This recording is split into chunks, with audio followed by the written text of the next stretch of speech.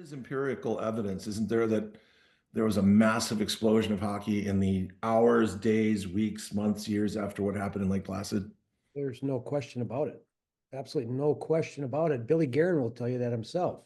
Yeah. Uh, Not that Wayne Gretzky didn't have an impact on the game. Obviously, he had a huge impact. But as far as U.S. hockey is concerned, when we went into the NHL, we were not welcomed. But by by what we accomplished in Lake Placid, it enabled the guys that played in 84 and 88 and all the years after. It opened the doors and it opened the eyes to the people running the NHL that you can find hockey players in other ways than just through the Canadian juniors. And so our success just sped that whole process up. I was at one of your first pro games at the War Memorial in Rochester, New York. It had to be weeks after the Miracle on Ice. I think Pelle Lindbergh was in the AHL, John Yeah. Harrington, and I have to do this. I have a thing called Todd's Garage, but I remember taking this AP picture out of the Democrat and Chronicle, Rob. I had to see you play that night. You were kind of sign it. This is the photo of the game-winning goal, the gold medal winning goal. But Yes. it was rough for you guys in the AHL in particular, wasn't it? Early on. Well, when I was first there, I played in Buffalo. I didn't play in Rochester till the following season, but uh, I do know that Eric Strobel and Johnny Harrington both played in Rochester, and John was not well received. I think somebody, I don't remember who the player was, but I think he ended up getting his jaw broken by Yeah. someone. And yeah, it was a hard entry point for us. I think Which gets which Kane gets wore a time yeah, with the Islanders. which gets us to current day. We're just celebrating hockey in the state of Arizona. The fact that I'm talking about hockey in Arizona always has blown my mind. That I spent 28 years covering it at the Yeah. NHL level, Rob. But there's about 800 kids that are playing high school hockey, not travel hockey, high school hockey, and they still have a dream. So, what would you say to these kids that take the ice for the championship game to be the last team standing? They win, they walk together forever. What would you tell them about that moment? It's nothing they'll ever forget. I mean, I'm 67 years old, and I remember playing in our high school tournament my senior year. We didn't win it, but to this day, I remember my high school hockey. I remember my Bantam hockey. I remember my youth hockey. So, regardless of whether it's in Minnesota or Arizona or anywhere else, you're playing for a championship, and that's a big deal. And that's something that you will always carry with you.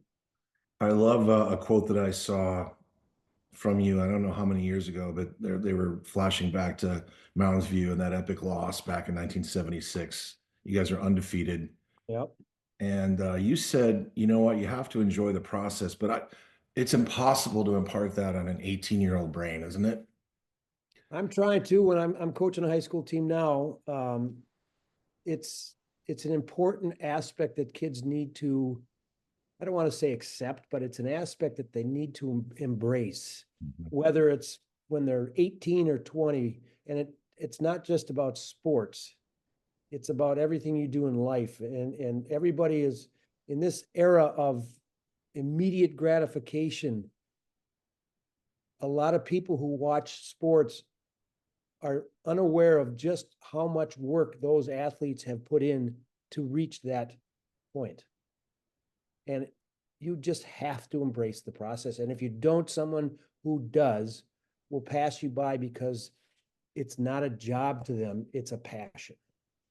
So how do you connect to a high school player in this day and age? I talked to a former major league pitching coach who spent years in the majors. He finally walked away and retired, but he told me once that the attention span now is seconds and you got to Yeah, find a way. Is that like that for you?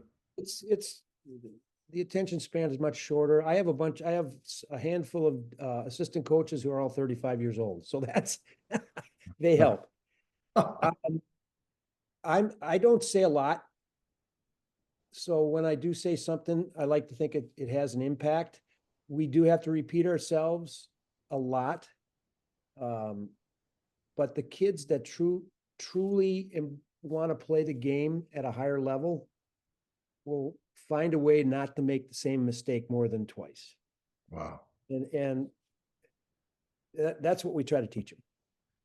I want to get to what happened in at Mounds View. Undefeated. Everyone's just expecting it to be you there, last team standing. It didn't happen. Brad broke the whole game down for me the other day, so I'm not going to have that for you. But I want to show you a photo. I know you know the photo I'm going to show you. This is heartbreaking. Yeah. Can you tell me about that feeling, Rob? That's the thrill of victory and the agony of defeat, isn't it? So I had a goal for myself, not just for me, but for our team. I wanted to make it to the state championship game. That was an objective. I'm very lucky. I played on some really successful Pee Wee and Bantam teams.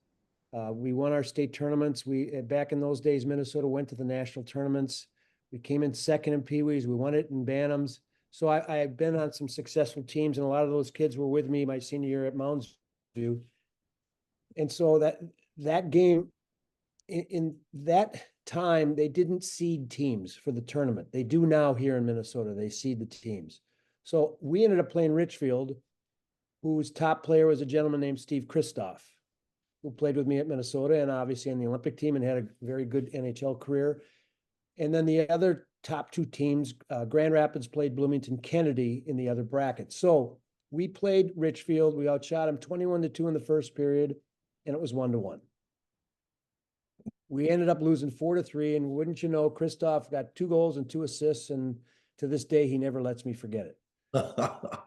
But so that picture was taken immediately after that game, and that one crushed me. I tell my kids, so you're not going to win everything, right? There's some things you're going to come up short, and that was one of those times, and I've never forgotten it. However, I can't just show you that picture because this just came up the other day because the guy who took the picture passed away, Heinz Klugmeyer from Sports Illustrated. I know you know where I'm going, but that photo led to this, didn't it? Yeah. Well, there was a few stops along the way, but yes. Yeah, that's if you love something, you never stop working for it, regardless of whether you find success one year over another. And the stars aligned for that particular tournament.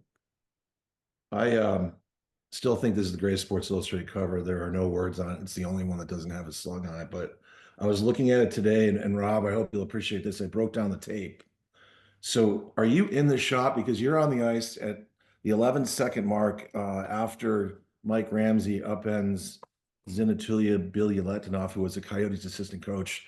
The puck is with you and you clear it to the other side. So are you in this shot somewhere or is this?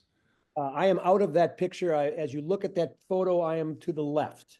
Damn. I managed to find my way out of a lot of pictures. So That's awesome. Is there a day that goes by that you don't think about it or hear about it? Not very often. Yeah. We use, and I say we, my teammates and I, but we learned a lot. And yes, it's great. We're really proud of winning that medal. But the season, I'll never forget. It was a season that we learned a lot about ourselves. We grew up and we grew up together, and we're to this day we're very close, even though we don't see each other a lot. I lean on that season all the time. So do I think about it daily? Yes, because I use everything I learned along the way that year in my everyday life. I use it for work. I use it for dealing with my high school players. I use it for dealing with others. And I use it to when I'm trying to do something just on my own to accomplish something. It helped make me the person I am today because the short and sweet message is it made all of us realize that we were capable of far more than we ever thought of. And it wasn't without sacrifice or hard work, but nothing's guaranteed. I mean, we just happened to be in the right spot at the right time, and it's something that we will forever be proud. I don't think it was a miracle. I just think it was what you just said. All of those things. Well, think about this. People can call it a miracle, but think about this. So I plagiarized Kenny Morrow's quote, success occurs when preparation meets opportunity. Yep. And think about that statement. And I use this with my kids. You never know when an opportunity is going to present itself. You have no idea. But if you're not prepared for that opportunity, it'll come and go before you know it. And so you just have to work for it. And Herbie, if nothing else, he made sure we were prepared for everything. Would you mind if one coach walked into the room before the championship game and said, "This is your time"? I have no problem. I love it. It's great. If you ask all the players, I don't remember the speech before the Soviet game. You I don't. remember the speech before the Finland game after we had, that was the shortest speech he ever gave. But Herbie was a master motivator, and he got his players to play at the highest level at the most important times. And you watch that Soviet game, and I don't think any of us have ever watched it in its entirety. But if you watch it was men against boys, and we just happened to be in the right place at the right time. Nobody wanted to touch the puck because nobody wanted to be the one to screw it up. And it's one of those things that we could play them 100 times, we'd lose 99. Well, I'm gonna show you one more picture because I'm embarrassed by it. But when we had the reunion in Lake Placid, I refused to get out of the shot until I was captured this, and I'm in like a big fool. But it was one of the most amazing experiences of my life to be around you guys, Rob. And you do walk together forever, and you guys do fall right into place. It seems like time just stands still, and it puts you back in that moment. And that's just a lesson there for anyone that's ever been around a team. But you changed the world. I've always enjoyed talking to you guys, Rob. I appreciate this, and we're doing this at the grassroots level because the NHL leaving here hurt a lot of people, and we're just trying to keep it alive here. I hope you understand that and appreciate it. We get another team back. Yeah, that'll happen. I hope it does, because it's a good market. And hey, Minnesota lost a team. So if that happens, anything can happen, right? Yes. So before I let you go, I'm going to put my sideline reporter's hat on. If I was interviewing you after the game, could you tell me what happened here? The play on this? Absolutely. Okay, what happened? So Mark Johnson was behind the net with the puck. Eric Strobel was to the goaltender's right. Okay. There was a defenseman between the two of us. I called for the pass. Mark put it right on my stick, and I was going to pass it over to Eric. But the goalie opened up his legs, the 5-hole, and I just threw it right between his legs. And then after I scored, I looked at Mark and he looked at me, and we knew it was over. There was no way we were going backwards from there. And we got an insurance goal. I think Magic scored an insurance goal, and the rest is history. Singing the anthem on a Sunday afternoon in Lake Placid. Not a bad way to spend the day. Pretty fun. Rob, this was an honor. Thank you for letting me go down this path. This is special. I appreciate it. Happy to do it, and good luck with that state tournament. And please let me know, send me some pictures.